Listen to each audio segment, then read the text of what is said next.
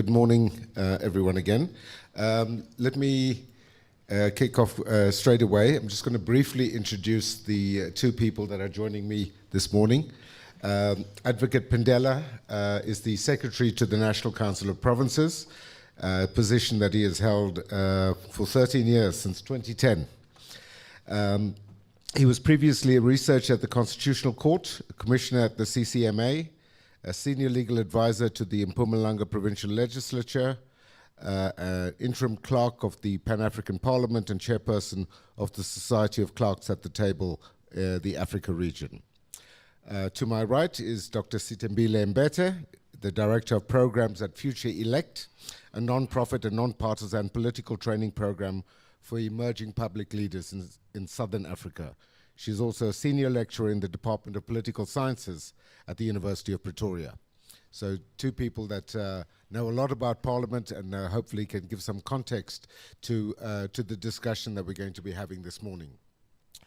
Just by way of a few introductory remarks, which I'll keep very brief. We know that there's significant focus in the Zondo reports on the role of Parliament, and in particular on the failures of that institution to exercise meaningful oversight, which led to many of the abuses of state capture continuing for far longer than they should have done. Even when they came into the public domain, Parliament failed to act to stop or curtail it. And I need not remind anybody in this room of the recent dispute arose when the Chief Justice spoke on the one-year anniversary of the release of these reports and called Parliament to task for its failure to take sufficient measures. But hopefully Advocate Pindela will now tell us what steps have been taken, how Parliament is going about ensuring that it plays the role and executes the mandate that the Constitution provides to it in order to ensure that we have effective government, we have responsible government, and we have a transparent government. Advocate Pindela.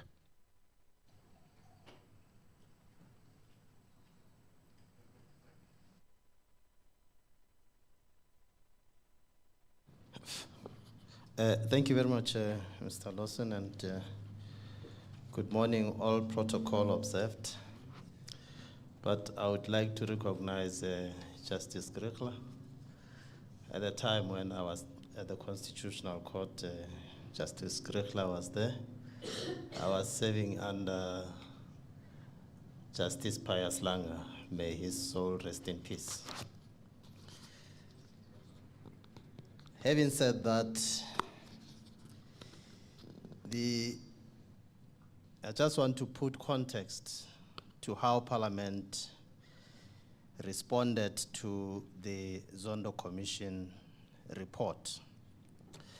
As we all know, the South African Constitution entrenches separation of powers with the power to make laws, oversee the executive action, and hold the executive accountable vested in Parliament, the power to implement those laws vested in the executive, and the power to interpret the laws vested in the judiciary.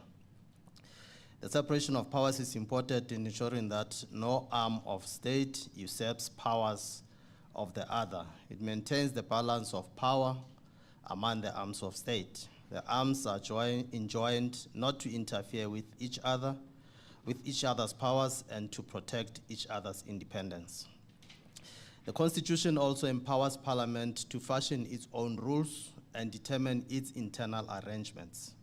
Pursuant to this, the National Assembly and the National Council of Provinces have designed their own rules that govern the processes, procedures, and practices of each house. In addition to that, we have the joint rules that have been adopted by the houses, and these joint rules deal with the joint business of the two houses. These rules determine the internal functioning of Parliament, its processes and procedures.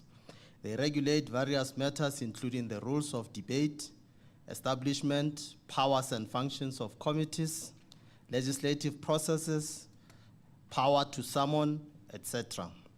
These rules, in some instances, effectively mirror the provisions of the Constitution and other laws like the Powers, Privileges and Immunities of Parliament and Provincial Legislatures Act. The rules are not stagnant, they are dynamic and are amended from time to time depending on the circumstances and international parliamentary practices, processes, and procedures.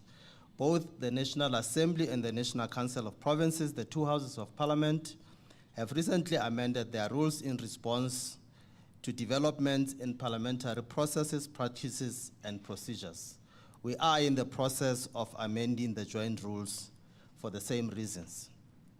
So this is the framework within which Parliament operates. The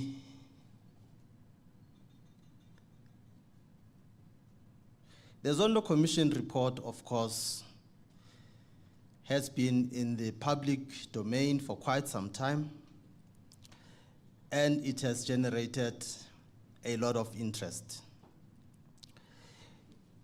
The report itself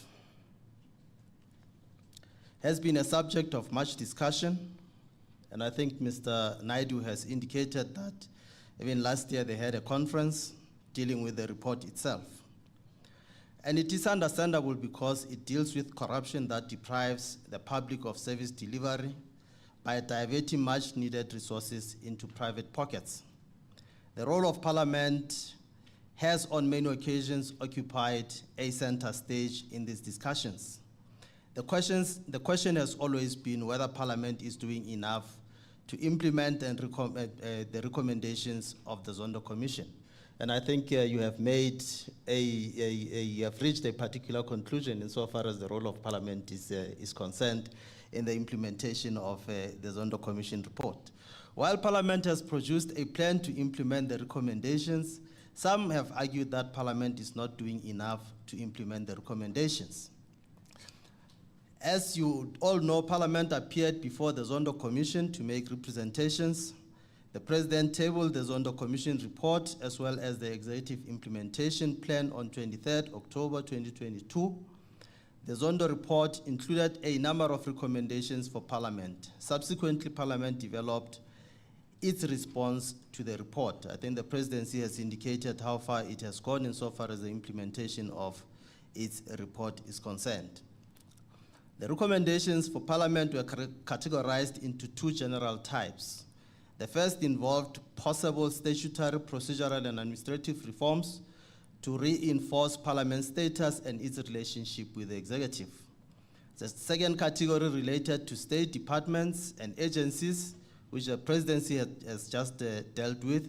The latter were directed to the respective oversight committees to include as part of their ongoing oversight work.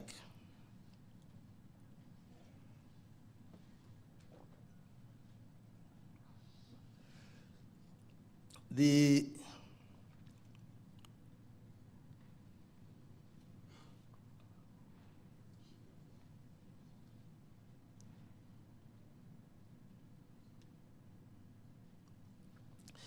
Commission was of the view that weaknesses in parliamentary oversight and executive accountability had over time contributed to corruption and maladministration. It recommended that Parliament reconsiders reforms to improve its processes and procedures. The Commission recommended that certain deficiencies that it had identified relating to oversight could be cured by legislation. This included statutory changes to clarify the principle of mandatory oversight, to regulate executive attendance and reporting to Parliament, and to provide for procedures to nominate candidates for appointment to state agencies. Parliament, as it will be known, welcomed the report and affirmed that it would continue to strengthen its processes, procedures, and practices. At the same time, it noted that some of the legal reforms proposed by the Commission would not necessarily address matters identified by the Commission. I am aware that Parliament has been criticized in rejecting some of the recommendations, but it did that for the reasons that have been outlined. One of the recommendations was that the executive had always taken account of parliamentary resolutions and reported had not always taken account of parliamentary resolutions and reported thereon. Parliament acknowledged that some challenges with the implementation of resolutions had their origin within the institution, not only with monitoring, but with the technical nature of the resolutions. In particular, that some resolutions are overbroad and lack particularity or specificity. Parliament, in particular, the National Assembly, therefore agreed on the following: that the recommendations emanating from committee activities should be substantiated, must be specific, and must include timeframes within which they must be implemented. The Speaker must maintain a register of resolutions, and in the event of a delay in the implementation, liaise with the leader of government business, and the Speaker must also report to the Rules Committee twice a year on the status of the responses. In the case of executive reporting, the executive must report to Parliament on measures emanating from the resolutions within the timeframes prescribed in the resolutions, or in the event no timeframes have been given, the executive should respond within 60 days of the adoption of the resolution. In the event of the delay, a minister should inform the Speaker of the reasons and the chairperson of the National Council of Provinces and provide a reasonable time frame within which a full report can be provided. And lastly, that the leader of government business must submit an annual report to the Speaker on the status of executive compliance with resolutions for inclusion in the Speaker's report to the Rules Committee. Currently, there is a process in place to ensure that all the resolutions taken by the houses are tracked and reported on. I think Mr. Naidu has indicated as much. Where the executive does not respond, reminders are sent to ensure that the resolutions are responded to. Questions are also asked to the executive to ensure that it accounts on matters referred to them. We would also acknowledge that for oversight to be effective, you should also have a responsive executive. The Commission also asserted that the executive had on occasions failed to appear before Parliament without adequate cause. Parliament observed that the Powers, Privileges and Immunities of Parliament and Provincial Legislatures Act already made it an offense for any person to refuse a summon, refuse to give evidence, or willingly mislead Parliament. Such actions being considered as contempt of Parliament, but in terms of, according to Parliament, invoking this act has always been considered a means of last resort. In other words, Parliament relies on cooperation with the executive and resorts only to summoning the executive as a matter of last resort.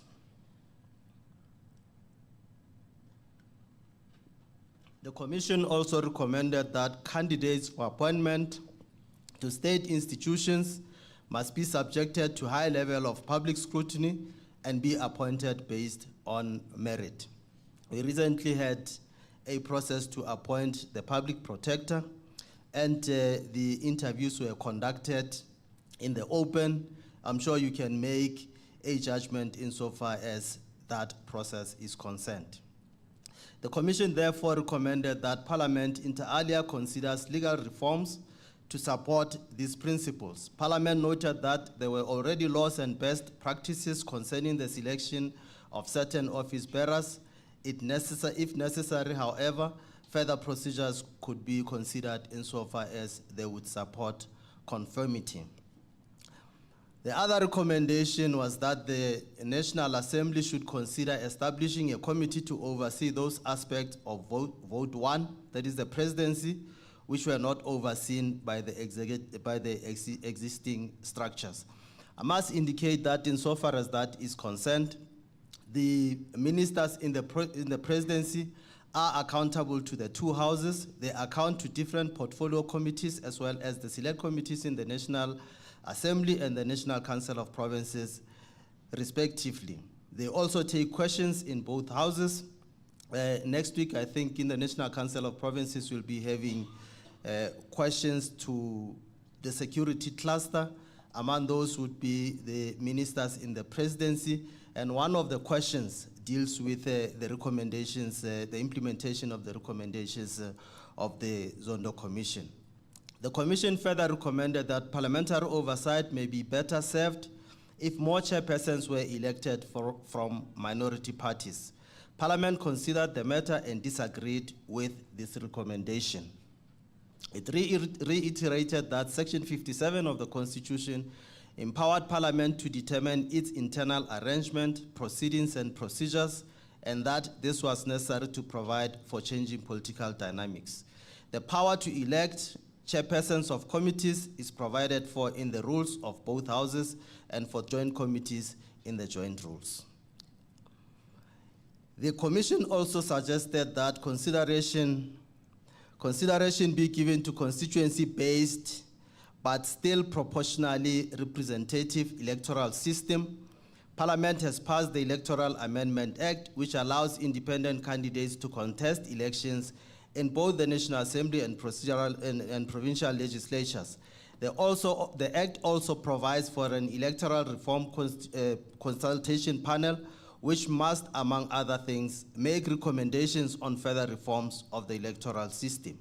As you will be aware, the Act is currently a subject of constitutional challenge. Other recommendation included possible reform to the Political Party Funding Act. This Act is part of legislation being reviewed in the wake of the Electoral Amendment Act. As you'll be aware, the Constitution and the Act currently make provision for funding of political parties to the exclusion of independent candidates. The Commission was of the view that it was desirable to enact legislation to protect members of Parliament from losing their party membership and therefore their seats in Parliament.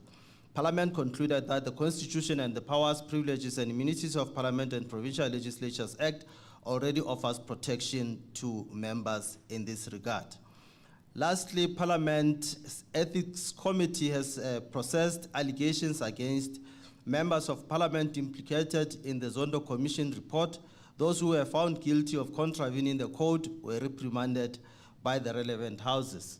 There might be discussion insofar as the outcomes of the proceedings of the Ethics Committee are concerned. There might be disagreements insofar as the penalties imposed are concerned, but as a matter of fact, Parliament has taken action insofar as that is concerned.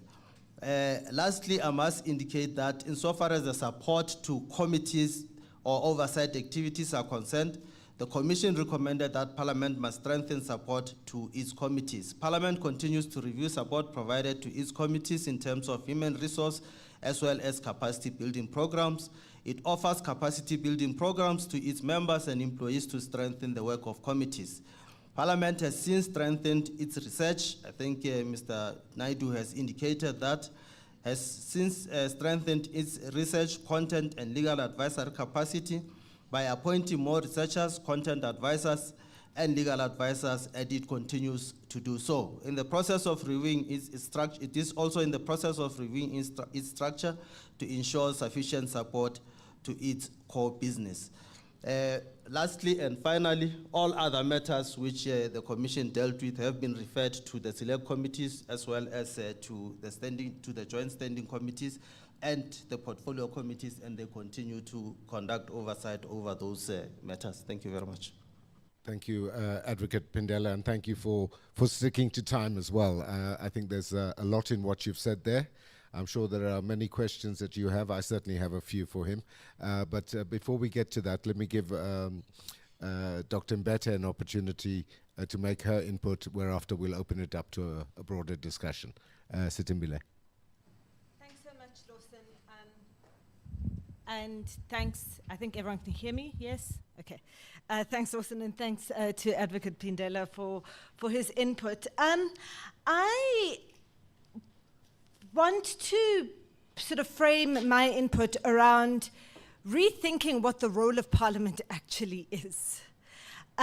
Because I think that what has come from the Zondo Commission presents an opportunity for us to think about the way in which our system is actually structured and how it should operate, and force us to have a much bigger conversation actually about our political culture, and what it is that needs to be remedied in order to prevent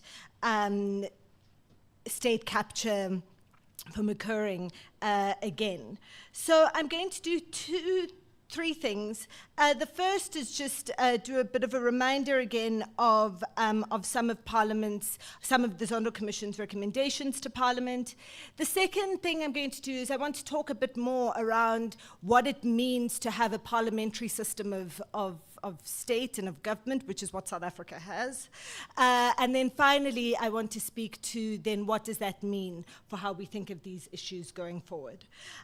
So just to take us, and it's been said before, but I will say it in full because it's going to be important for what I say after. Basically, in the Zondo Commission report, the Chief Justice basically concludes in the report, and I quote here, that the process of state capture involved the undermining of oversight mechanisms and the manipulation of the public narrative in favor of those who sought to capture the state. And out of that, he came out to 16 main recommendations that related specifically to Parliament and the role that Parliament should have played or should have been able to play in terms of oversight and accountability to prevent the major crimes of state capture from taking place. And amongst these, firstly, the establishment of a committee to oversee the President and the Presidency. Secondly, enhancing the capacity of members of Parliament to hold the executive accountable through introducing a constituency-based electoral system. Third, protecting members of Parliament from losing party membership and their seats in Parliament by law. Fourth, improved reporting of the Joint Standing Committee on Intelligence at the end of each term, at the end of the term of each Parliament. Fifth, adequate resourcing for parliamentary oversight, including enhancing research and technical assistance to committees and establishing an oversight and advisory section. Improved attendance and reporting of the executive at parliamentary committees, including appropriate consequence management, a system to track and monitor the performance of the executive on resolutions of the Houses of Parliament where corrective action is proposed, the principle of a mandatory accountability and possible legislation or amendment to parliamentary rules in this regard, appointment of chairpersons of committees to include more members of opposition parties, and amendment to Parliament's rules regarding appointments by Parliament. Now, all of these recommendations are based on the idea of the centrality of Parliament in our political system. Nobody here who votes, and we know many people do not vote, but nobody here who has voted for the president. You did not vote for the members of cabinet. You didn't vote for the Chief Justice or the judiciary. We all here voted for Parliament, for parties who submitted lists of parliamentarians to occupy the National Assembly and the provincial legislatures. So what that means is that when we exercise our democratic right, we exercise our democratic right to elect legislatures. We don't elect the executive. And I think that's a really primary thing, because what that means is that as a parliamentary system, the executive derives its power out of Parliament. Definition of a parliamentary system is a democratic form of government in which the party or coalition of parties with the greatest representation in the parliament forms the government and its leader becomes the prime minister or chancellor. Executive functions are exercised by members of the parliament appointed by the prime minister to the cabinet. Now, in our system, it's been written so that the president vacates their seat in parliament once they've been elected, and executive power is vested in the president. The members of cabinet, bar two, remain members of parliament. And so what that means for me is that part of the core problem here, because of the ANC's electoral dominance, because our first president was Nelson Mandela, is that we framed our system and the culture of the way that our political system works gives extraordinary preeminence to the executive that isn't warranted in the Constitution, and that actually isn't warranted in the laws of the country. And what that's allowed for is for Parliament to then take a back seat. Parliament doesn't interrogate. And what we've done is, because of the ANC's electoral dominance, the ANC's processes, internal party processes, have become the culture by which our government works. So because you've got senior ANC leaders that are higher up in the list that the ANC submits to Parliament, that submits to the IEC before an election, those are likely the people that are going to become cabinet members. The top person in the ANC's list is the person who's usually the president of the ANC, who is then going to become the president of the country, etc. So the ANC's structures of seniority, of hierarchy, have come to inform the political culture of the relationship between the executive and the legislative in our system. Now, given the ANC's electoral decline, and I'm not one of those people that believes the ANC is going to get less than 50% next year, I really don't think so, but I think that it'll be significantly weakened. But given the decline of the ANC, we can no longer afford as a country to have a political system or to view our political system through the lens of the ANC's dominance and through the ANC's internal political culture. And that's no judgment on the ANC's internal political culture. I'm just saying that it's going to not be relevant anymore. And so the conversations that we are having about the Zondo Commission recommendations, we still focus so much attention on the executive and on the judiciary, when actually the way that our Constitution is written, a whole lot of the implementation of that requires a lot of power and resources to be given to Parliament, to the National Assembly, and for those parliamentarians to take their job seriously. I mean, I'm not disputing that.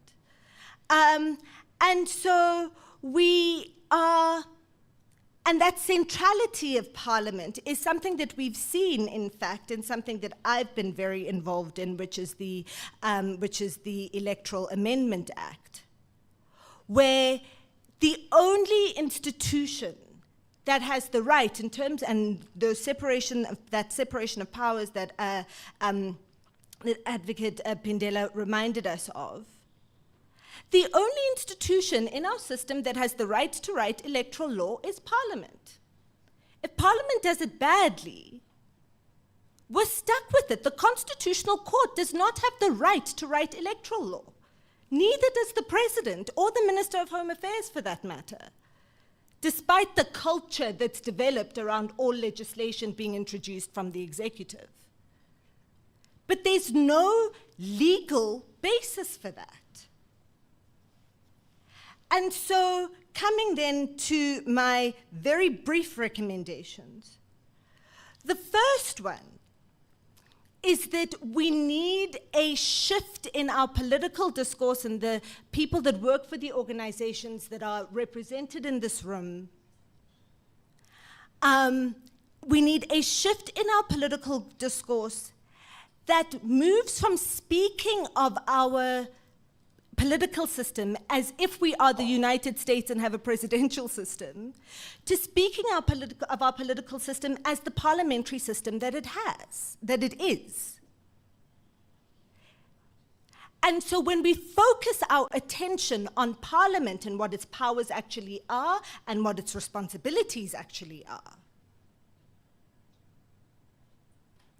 it helps us to then reframe what is possible within the system that we actually have.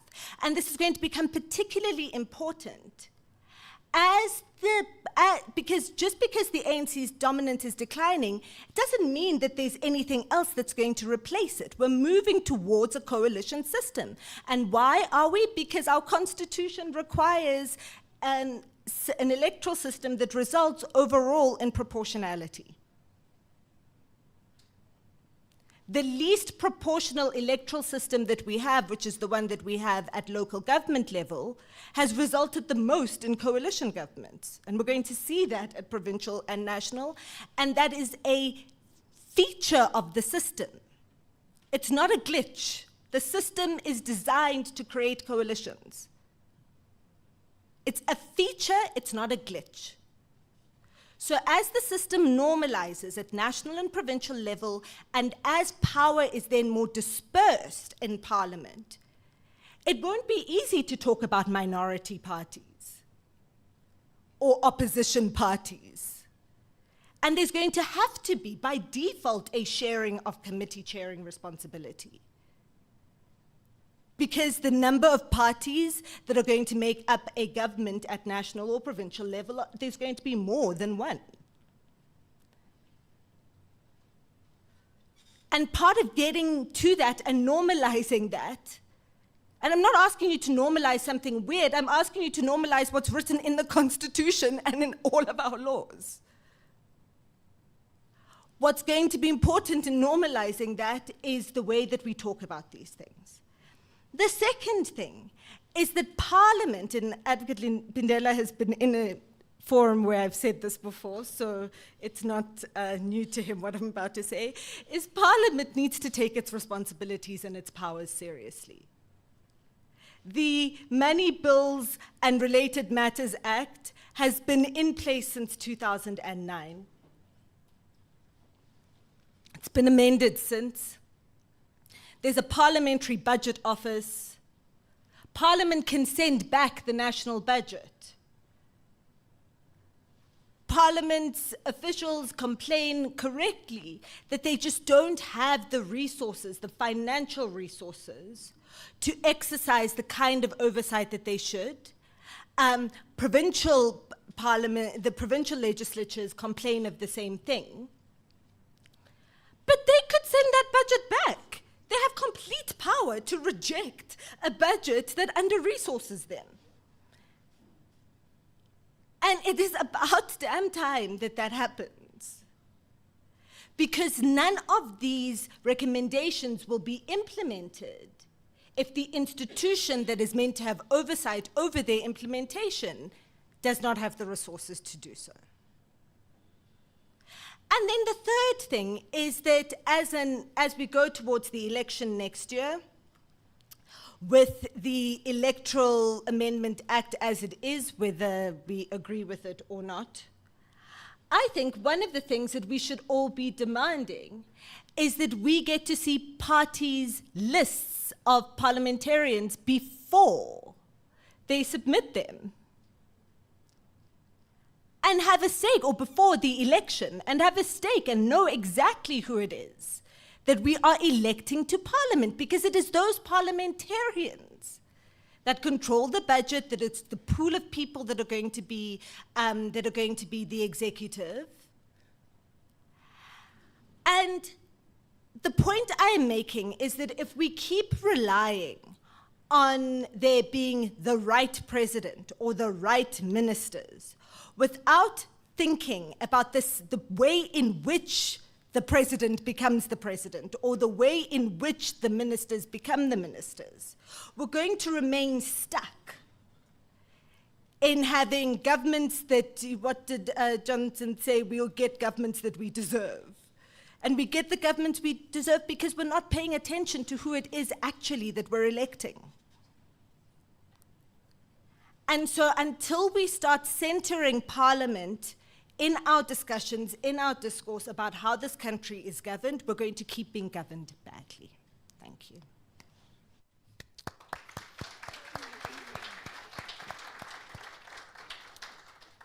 Thank you to both the speakers for sticking to time so rigidly. That gives us ample opportunity for discussion. We're going to have about 45 minutes for discussion. I just want to pick up on some of the threads of what's been said. I think all of us, if we look back at what was the key message from the 5,000 pages of the Zondo reports, was that we have an accountability deficit in South Africa. And central to that accountability deficit is the institution of Parliament. And I think Sitembile has highlighted many aspects of where that accountability deficit lies. One of the other things that Zondo said was that Parliament has the tools, it has the rules and mechanisms to hold the executive to account. They're all founded in the Constitution itself, has the ability to hold the executive to account, but it failed to exercise those powers that it has. And I think that really speaks to the theme that Sitembile has introduced, which I think is critical, is we need to look at the political culture and reimagine what that institution ought to be. And the Constitution, again, helps us here in that regard, because it talks of our system of government as one of being a multi-party democracy. And yet we see the institution of Parliament not being run in that manner. It's being run by the ruling party, by the majority party. Advocate Pindela will recall, and I think it was before the 2014 elections, there was always in Parliament at least one person amongst the presidium of presiding officers in the two houses that came from an opposition party. In 2014, that came to an end. All presiding officers came from the majority party. All chairs of committees came from the majority party, with the exception of Scopa. And I'm honing in on this point about the chairs of committees, because that was one of the proposals made in Kasak's submission to the Zondo Commission, that we, in order to give meaning to the notion of a multi-party democracy, we need to take all parties that are in Parliament seriously. And if we had that culture, I think we'd see a different political culture, a different culture of debate that's not as antagonistic, not as disruptive as the ones that we see at the moment. So I think those are some of the issues that I think we need to grapple with. And the final point, and I'm going to you can come back and respond to this in a moment, Advocate Pindela. In Parliament's response to the Zondo Commission, they said a lot of the work will have to be done by the committees, the portfolio committees in the National Assembly and the select committees in the NCOP, and that they would report regularly to the House chairpersons, who would then report to Parliament quarterly. Now, as far as I'm aware, I've not seen any of those reports. And this report, the response from Parliament, if I'm not mistaken, was in November last year. So it's almost a year. Where are those quarterly reports? But let me pose those to the two panelists, but they can respond after I've taken a first round of hands. I see 1, 2, 3, 4, 5. Okay, let's go in that order.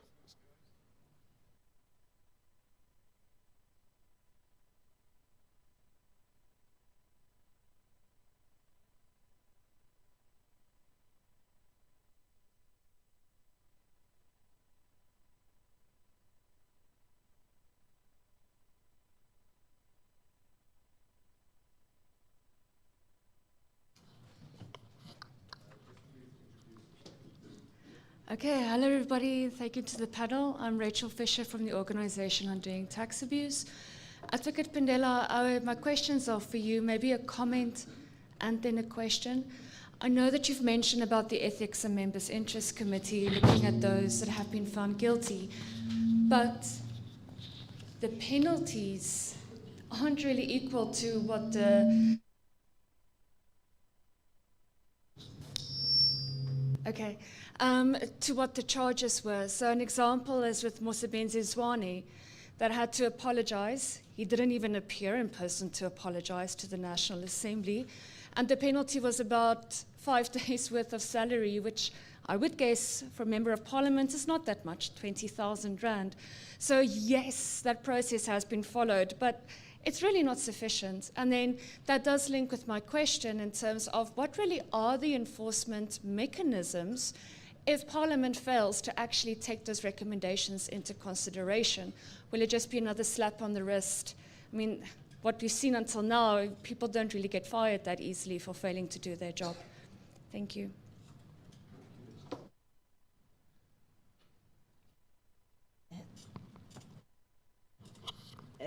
Thank you, facilitator. Nkosikazi Nomandla Mhlauli. I'm the Deputy Chairperson of the National Anti-Corruption Advisory Council. Ndisuka ePhedi eNgqushwa. Thank you very much for your presentations to the panelists. Let me start by saying most of the recommendations, they will need legislation to be amended. I'm coming to you, Advocate. But I'm worried about the processes in Parliament. Maybe if you can try by all means to prioritize those amendments that are related to Zondo recommendations. And also, we may be talking about progress made, starting from the report from the presidency. But if this is not shared with the rural masses, with the entire South Africans, we may not be understanding whether there is progress or not. So reporting is very key. I'm also talking to Parliament. At least you need to improve, to report to the communities, because we may be saying no. In fact, it will be only us who are here able to fly to Pretoria, to Joburg, will be able to say there is progress. So that is what I wanted to share. Thank you.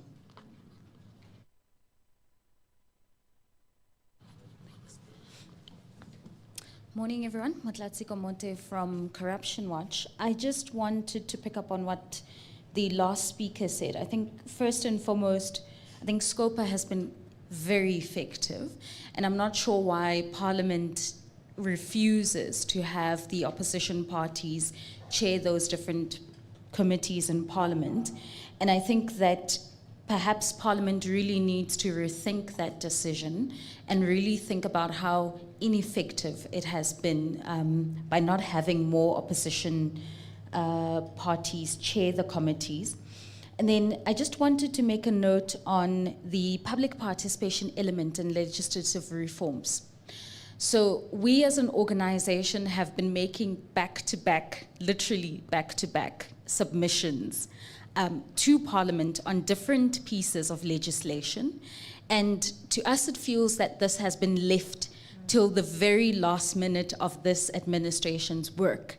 And so we are not sure how meaningful these processes are. So we've had the weeks for us to make commentary, but I'm not sure, again, if other members of the public have actually been able to have their voices heard. What does this mean for the kind of changes that we want to see in our democracy? Is Parliament merely doing a tick-boxing exercise in terms of its public participation processes, or are Parliament really hearing what we have to say? And then the third one, and this is, I think, and I'm sorry, it ties in with the first speaker, around the President's responses. So we're seeing some budgetary cuts, and I think the question here would be, how are we able then, as a country, going to be, or government actually, going to be able to make sure that there is meaningful change again in our decision making if we're seeing the budget cuts, which may impact on our ability to actually implement some of these Zondo recommendations that we're seeing. So I just wanted to throw that out there. Thank you.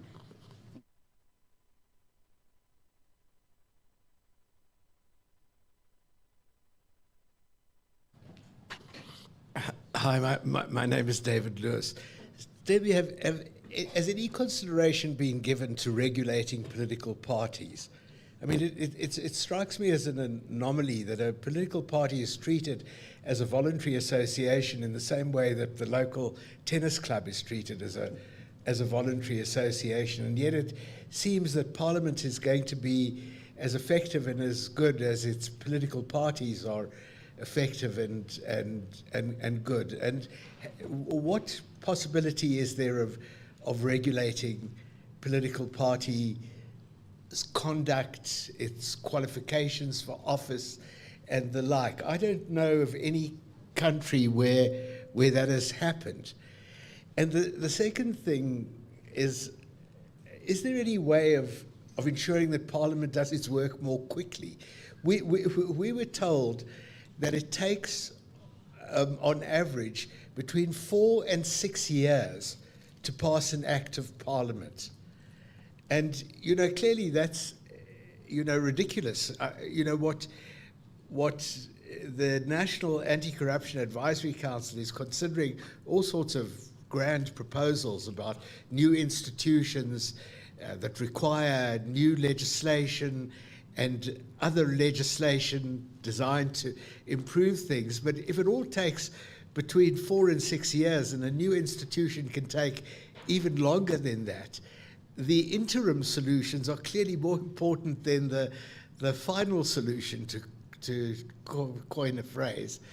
But is there any way of speeding up parliamentary processes, and what is it that holds them up to the extent that they do seem to be held up? It seems like another version of a kind of Stalingrad strategy that we see employed in court, but I think is employed in the culture of Parliament as well. That the best way to avoid any problem is to not arrive at a decision. Last one at the back there, and then we'll come back for another round. Good morning, colleagues. My name is Solisa Roa from the Auditor General of South Africa. Thank you for the intriguing conversation. My question is really around, I think just based on the comments that the speakers have shared with us, especially Dr. Sithembile, it is clear that Parliament and potentially legislature is a function of the political dynamics that we have in the country. And the question perhaps is, are there any reforms that seeks to empower perhaps the citizen? Because we are stuck as a result of that dynamic with a potential stalemate in the event that you've got recommendations that have to be kind of carried out by the same Parliament that has been found to be having some areas that it needs to focus and improve on.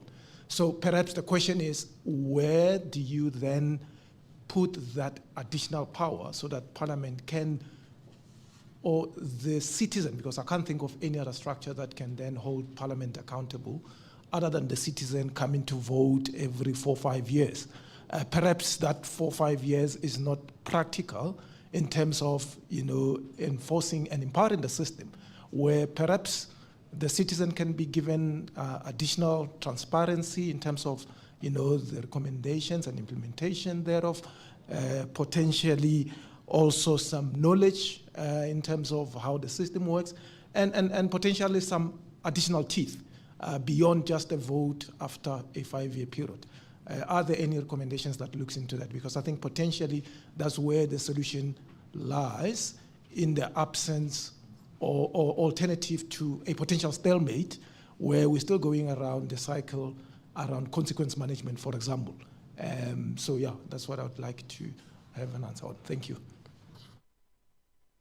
Much for that round of questions. I know we've got a couple of questions online, but I'll start the next round with those. I think there's a lot there for my two panelists to respond to. Advocate Pindela, I think you can go first. Most of them were directed at you. Yeah, well, I expected some of the questions. And I'll attempt to respond as much as I possibly can. If I do not stray into the political domain, you must pardon me. We'll leave that to Sithembile. Because that is not my domain. Well, I have noted the comments by my co-panelist, and I think she has expressed these comments even previously at places where we have presented together. Even on why don't you want to name it? even on some interviews that we had together, the radio interviews that we had together on some of these issues. And I do appreciate that we should look at rethinking what the role of Parliament is. But the fact of the matter is that we have a constitution, and the role of Parliament is provided for in the constitution. We have a particular constitutional architecture within which we are operating. And it's not only insofar as Parliament is concerned, but it's also insofar as the provincial legislatures are concerned, as well as at local government level. And that is the constitutional scheme that we have in the country. Whether the president is elected by the citizens or is not elected by the citizens, the fact of the matter is that the Constitution provides how the president must be elected.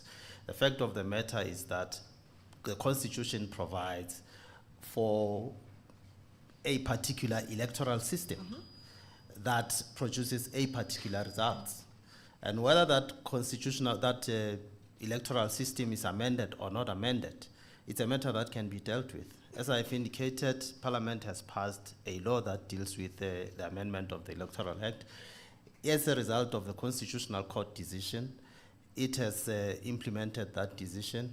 Independent candidates will now be allowed to contest elections in the National Assembly as well as in the provincial legislatures. Effectively, that must result in proportional representation, and that is the system that the Constitution has determined for the country. Whether we have a constituency-based system and this and so on, I think those are issues that can be dealt with. As I've indicated, Parliament has passed that legislation and has proposed that there should be a consultation panel that will deal with the future electoral system. And a lot of all these questions that are arising here are dependent on that particular system. We may argue about the CASAC proposal that some chairpersons must come from opposition parties and this and so on. But as I've indicated, the power to elect the chairpersons of committees are contained in the rules. It may well be, and that is the discussion that I do not want to enter, it may well be that there are processes, party political processes, where it is determined that chairpersons must be elected. Those are purely party political processes, but insofar as I am concerned, from the point that I view the processes, is that a committee sits and the committee elects a chairperson of a committee. Whether there have been a party political process and this and so on is something that can be dealt with somewhere else. The other issues, perhaps I should now come to questions.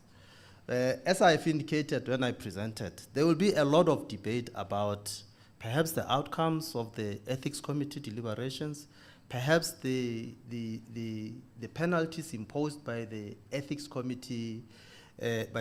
committee processes. But the fact of the matter is that the triers of the facts, if I were to put it that way, arrived at a particular conclusion. And that is similar perhaps to even the trial of facts or the triers of facts in other areas. In the judicial system, we have triers of facts who arrive at particular conclusions. We may not be happy with the outcomes, we may not be happy with the penalties imposed. The fact of the matter is that it went through the process and there was a particular outcome. Then insofar as the legislative process is concerned, the speed with which the laws are made, and perhaps that can be coupled with the facilitation of public involvement, whether the facilitation of public involvement is effective or is meaningful. The fact of the matter is that at the core of legislative making process is the facilitation of public involvement. If you fail to do that, the law may be struck down as unconstitutional on the basis of failure to facilitate public involvement. And we know a lot of laws have been struck down as a result of failure to facilitate public involvement. But perhaps from the parliamentary point of view, there are certain bills perhaps that would have been passed, but it took time to pass those bills. What we are looking at now is to look at the timeframes insofar as the National Assembly, for instance, and the National Council of Provinces may deal with the bills. Insofar as the National Council of Provinces is concerned, we have what we call, it used to be a 4-week cycle, it became a 6-week cycle, it's now an 8-week cycle, in terms of which a law affecting provinces may be dealt with. But still, the Constitutional Court has arrived at conclusions that the timeframes which you had imposed on yourselves were not sufficient to facilitate public involvement. So it takes time to have a law made, because you have to ensure that you facilitate public involvement. Even if you can fix time, but you may have to make sure that you facilitate public involvement in the lawmaking process. And historically, we know a lot of people have been excluded insofar as the lawmaking processes are concerned. So it's a basic tenet of our democracy that whatever law you come up with, so that it can enjoy legitimacy, you have to facilitate public involvement. You have to listen to the views of the public. It takes a community to challenge a law, to say that this law affects us, but we were not consulted. And if the court arrives at the conclusion, if the High Court, if the court arrives at the conclusion that, yes, indeed, in your stakeholder segmentation or in your stakeholder consultation, you did not consult with that particular community, the court will come to the conclusion that that law should be unconstitutional. And it means that then Parliament should go back and remake that law, follow that process again. Although the law, if the suspension of invalidities if the declaration of invalidity is suspended, the law continues to be in place. But the fact of the matter is that Parliament must go back and redo that particular law. The other point that was raised.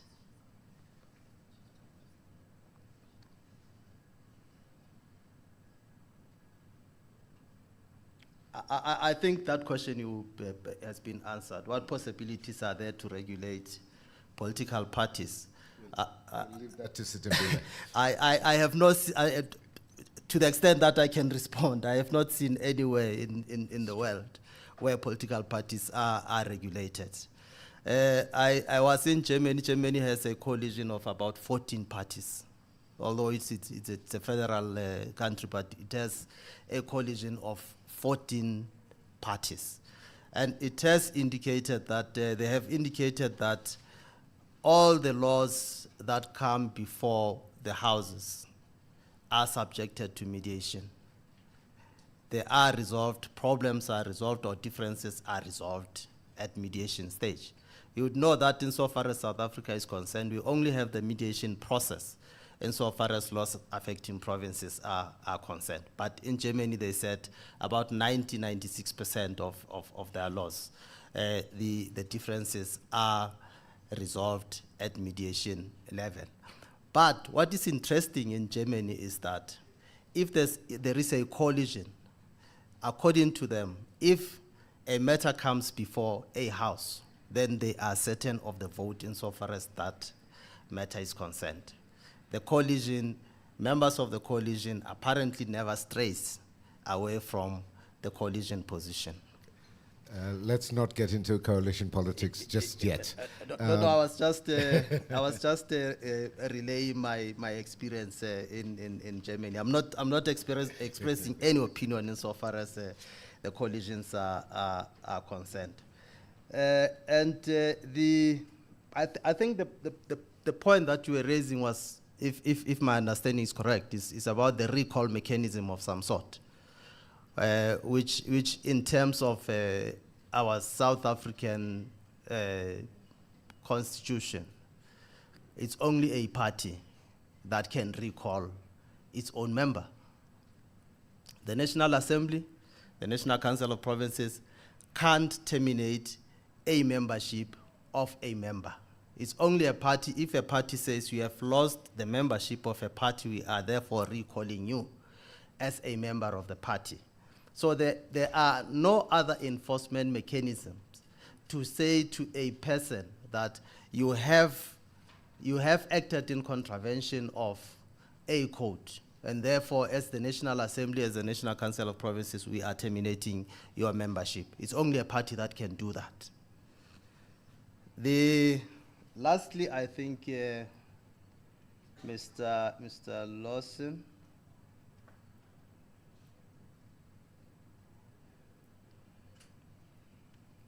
I have taken the point insofar as the reports of committees are concerned, the quarterly reports and this and so on and so on. It may well be that they are not compiling the quarterly reports, but we are aware that they are dealing with other matters which relate to state capture. It has been indicated that SCOPA has been very effective insofar as those matters are concerned, and other committees have been effective insofar as dealing with those matters are concerned. So maybe what we should look at is to ensure that there are quarterly reports that are compiled. And I think a point that has been raised insofar as giving feedback to communities insofar as the progress that has been made is concerned insofar as the implementation of the reports are concerned, the Zondo Commission report is concerned. The presiding officers of Parliament have undertaken to do that.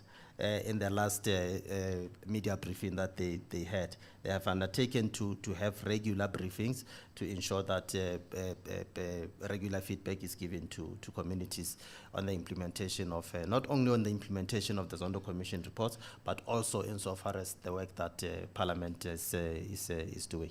Thank you very much. I think I have attempted to respond. No, thank you for that. Before I pass over to Sitembile, I want to make a couple of comments in relation to what has been raised. I mean, I think the issue of public participation is important, and I think Parliament still doesn't really have a proper grasp of what is required of it in terms of, as Motlatsi put it, meaningful public participation. We saw recently with the Bella Bill, for example, that Parliament had to be called to order for not processing many of those public submissions properly. So Parliament needs to respond to that. And I don't think it was your intention, but I don't think one can say that the legislative process is slow because of the public participation component. It's because of parliamentary process. David, I don't think it takes 4 to 6 years. It can be done much. If you're looking from the start of a policy development process in government, green paper, white paper, going through cabinet, then maybe it takes 4 to 6 years. But once a bill is tabled in Parliament, it can be dealt with pretty speedily, as we see quite regularly when it is prioritized by government. And before coming to you, I again just want to clarify this issue. The Constitution does not prescribe our electoral system. The Constitution merely says that the outcome of the election must result in proportionality. So the kind of electoral system we have is not prescribed by the Constitution. Parliament must decide on that electoral system, but Sitembile will have more to say about that. Yeah. Thank you. Just to confirm that it was not my intention to say that. I'll just clarify. Yes, okay, thank you very much. Thanks, Lawson. And I think just to point on that that a system that results in general and proportionality is a system that, because it allows for, it's not a winner takes all. So it's not like the UK system where, it does, even if you get 35% of the vote, you're going to win if you win the most number of seats. And so what that means is that it is designed for there to be as many political parties in the system that can participate in governing. And it tends to result in coalitions and power sharing. Except here and Namibia, actually, are the two countries where PR systems have resulted in way over 50% of the vote for a single party and for the dominance then of that party. And so, yes, but there's so many permutations within that in general in proportionality. And I think that's the point that you're making, is that the electoral system that you use to achieve that, there are many options and several that are used all over the world that could be used. To David's point about regulating political parties, My Vote Counts, I know, opened up a conversation about this a couple of years ago. I think it's been kind of overtaken by events with the electoral amendment. But they did open up a process of discussing whether we should consider regulating political parties. Given that political parties, even though our law treats parties, like you say, as a private club, like a tennis club, we know we have the right to know more about the operations of Anglo-American than we do of any of the political parties in law. And so there's been a discussion about that over the last few years, over the last sort of 3 or 4 years. Countries that do have it, Germany has a Political Parties Act. The most recent version I saw, it was amended in 2009. Mexico has a general law on political parties of Mexico. And both of those pieces of legislation govern things like what the constitutional status and function of a political party is, defines a political party, gives the bare minimum requirements for a political party's constitution, provides some guidelines around ethics processes. So it is possible, it has been done, and it may well be, there may well be a need to open up that conversation, given how much of our political culture derives from the cultures of the political parties that we have in the system. A point then also, just to reinforce what Lawson said around how long a law takes to get through Parliament. It's such a mixed record, right? So there's some pieces of legislation that make it to Parliament through Parliament in a few months with public participation processes. And there are others that take a lot longer. I do think that part of the process and part of the delay is the nature of, so constitutionally, the only laws that have to be introduced by the executive are money bills. All other laws can actually be introduced from the legislature. That doesn't happen very much in private members' bills, not a single one, I think, except the Ambrosini one, I think. Only one private members' bill since 1994 has passed. But it is possible for the other processes to happen quicker, but yeah, but that's a matter of choice and other things, yeah. Thanks. Debbie, do you want to give us the online questions?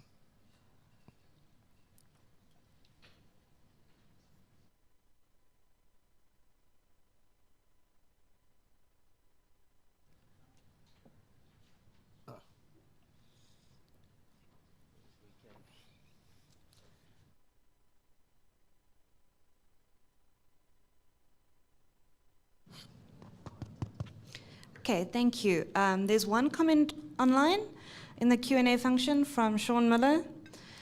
The state capture inquiry clearly overstepped its mandate by seeking to propose changes to the electoral system. It's clear that there are various political and civil society interests seeking to use this to push through a change without adequate consultation. There are potential benefits to an alternative system. There are also downsides. But such a dramatic change in the electoral system should be clearly presented to the public and canvassed in fully democratic fashion with South Africans, rather than smuggled in under the guise of preventing future state capture. Thanks. I think we can note that. Hands for the next round. Sarah, Ghulam.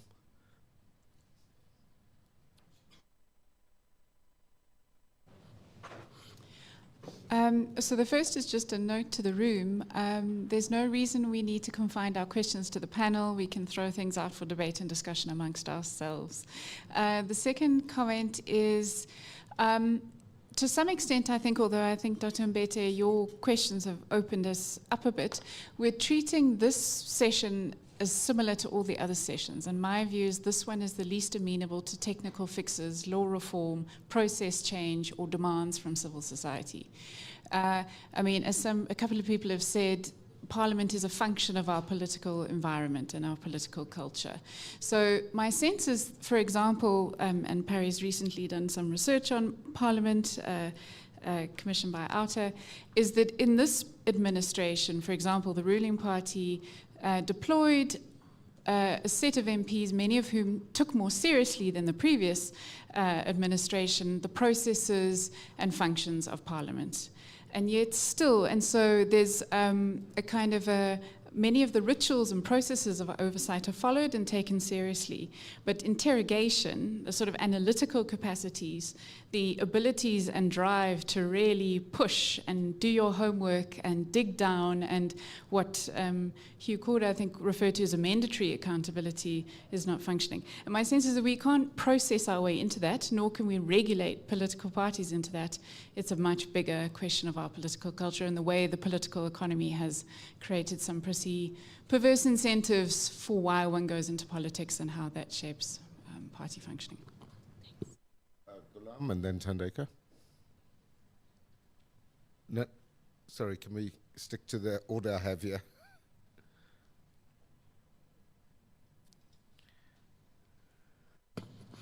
Thanks, Chair.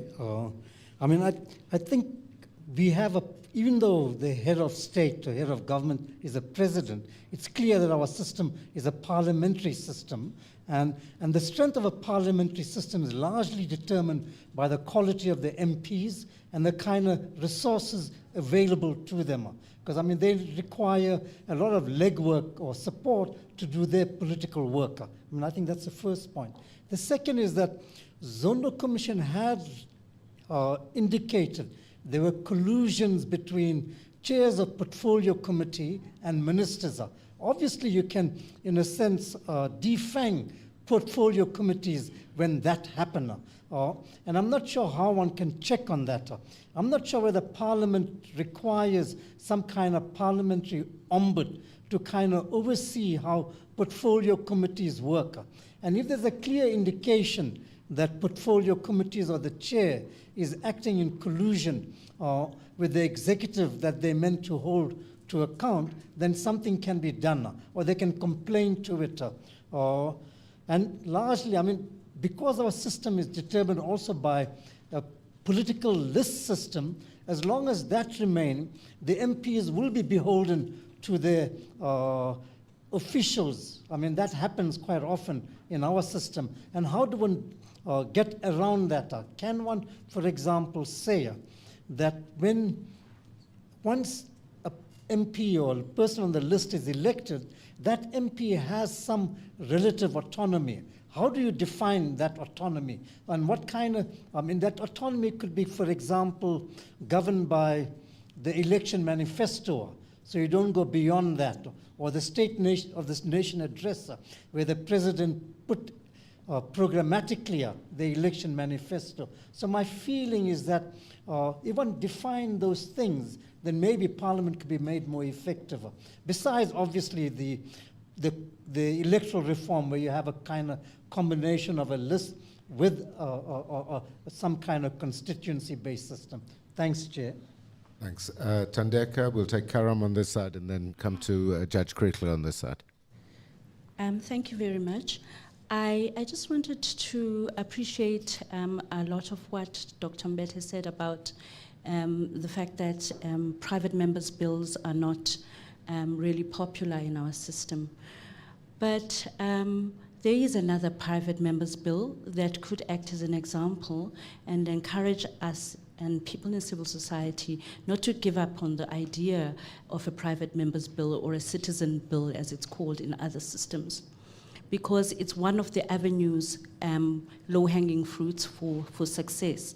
This bill was an ACDP bill that I'm talking about, and it was a bill to get fathers to get paternity leave. It moved rather successfully through the House, and it had a trajectory in the House that was different from the Ambrosini-Daga bill, which unfortunately met a filibuster in the House from the Department of Health, complicating the bill unnecessarily. So another reason why I'm trying to encourage a citizens' bill is because of the whistleblower bill's own history. It isn't yet a history in the House, But when it was introduced to the Department of Justice, at the point of its introduction, the Department of Justice told us point blank that they don't believe that there is any meaningful amendment that is needed to the PDA, that is the whistleblower bill that exists. They told us in no uncertain terms that as far as they're concerned, it should be one bill with the witness protection bill.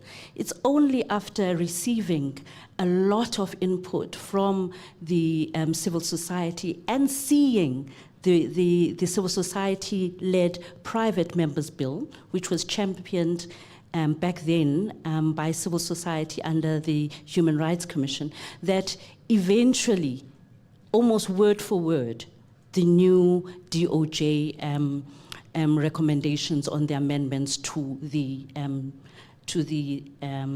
PDA came through.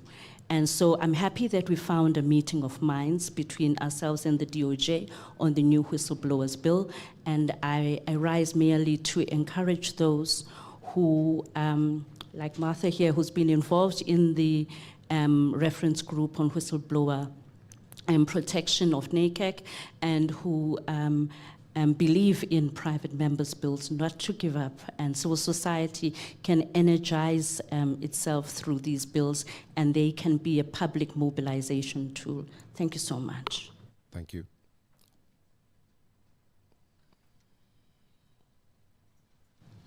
Thanks, Lawson, and thank you to the speakers. Lawson noted the accountability deficit.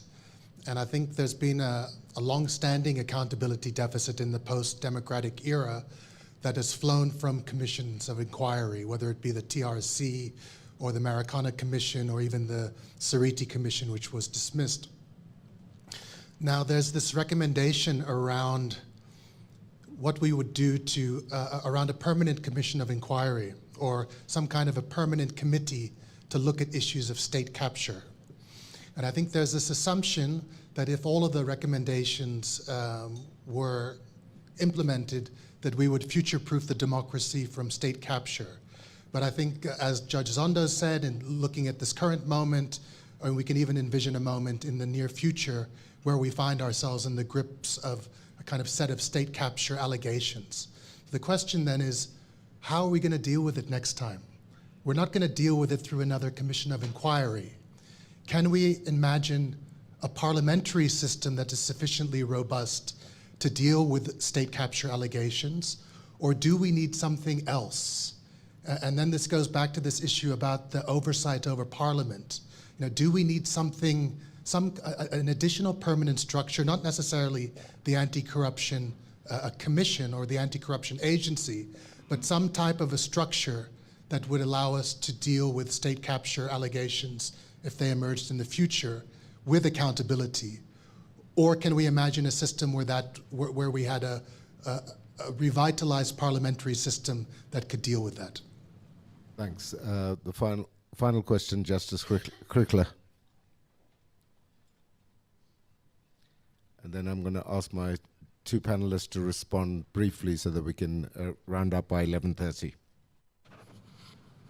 Thanks, Lawson, and thanks to your two colleagues up there.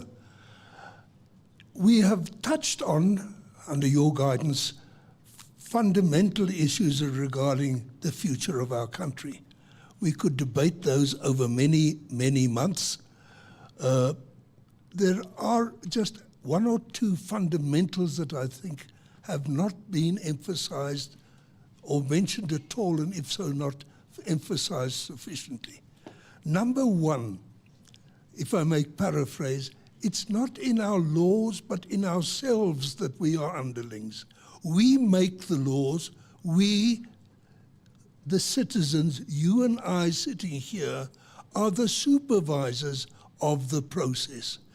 If we fail to do that, we get bad politicians. But the context gives us an excuse. We must never forget that we have a history of colonialism, a history of division and oppression emphasized in the preamble to our Constitution. It is an albatross, a vulture hanging around our political neck. And the ANC has a mandate from the majority because of its history as the liberation movement, and because of the history of colonialism and neocolonialism that we had. That is the reality. That is why they can get away with murder and robbery. That is why President Zuma was allowed by his colleagues in Parliament, his comrades, to carry on as he did. What the Zondo Commission has underlined is not the failure of Parliament, it is the solidarity of the governing party to make a protective circle around any of them that are identified as being criminal. We know that. That's why the disciplinary committee comes up with slapping of wrists when we know it should be an orange uniform. The history cannot be ignored. Do not look in political systems for changes in the electoral law. Try to get back to what Madiba successfully introduced, and it ran well for a time. We've been told, correctly in my submission, that until 2014, you told us, until 2014, Parliament functioned in a different way. Not because its rules were different, but because the people who run the rules, who make the rules, saw it different. If I may say, for instance, I think the public protector, the new one, our nominee is here. The debate about her appointment demonstrates the sickness of Parliament, that we should have eventually somebody appointed against whom there has been major public evidence of discredit, lack of confidence. The parliamentary system, if it's to do its job, should work out those appointments without exposing candidates to the humiliation of what we have seen. The majoritarianism of the governing party is matched by the oppositionism of the opposing two major parties in Parliament. The spirit is not the spirit in which legislation predominates, in which the interests of the people predominate. The spirit that prevails in Parliament at the moment, and I fear is going to prevail in the electoral campaigns, is party interests, not national interests. Now, I repeat, it is not in the rules, it's not in the Constitution, it's not in the electoral system that we have the mess. We have the mess because the rank and file members of the ANC have not seen to it that the people on their party lists are honest, responsible people who will do their duty towards them, the electors. It is their duty to do that. And if they don't do that, it is our duty as the electorate to say to the ruling party, you're no longer the governing party. Sorry, you disappointed us. In democracy, the power rests with the voter. In the coming 6-7 months, the voters will have an opportunity, you and I, the citizens will have an opportunity to imbue a spirit of positive South Africanism in the new government. And I suggest that that is something that we should take into consideration. Thank you, Justice Crickler. We've got a couple of minutes left. We're running over time, so I'm going to ask my two panelists to respond very briefly in general terms. We're not going to be able to answer in detail those questions, but I think there's a lot of food for thought that has been thrown out from the comments and questions from the floor. Advocate Pindela. Thank you very much. I think most of what came out were comments.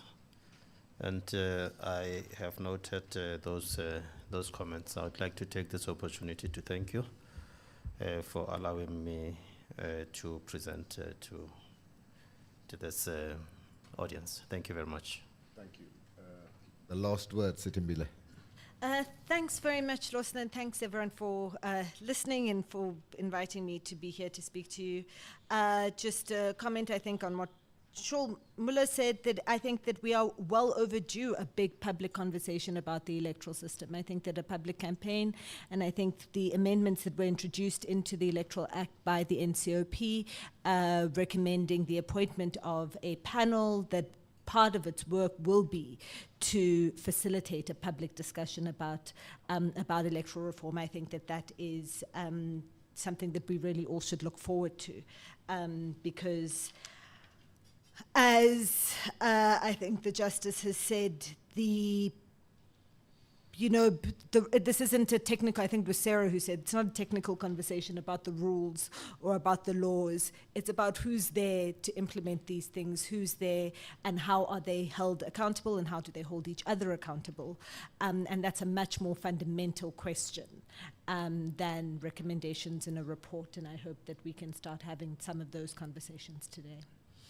Thank you. I mean, I think that's a good note to close on, because it's really, I think, as you've highlighted, it's really about reimagining the role of Parliament. How do we fix Parliament? How do we get it to do the kind of job that the Constitution envisages for it? I'm not in favor of the sort of idea of having some kind of ombudsman or a standing commission to oversee what is an elected body.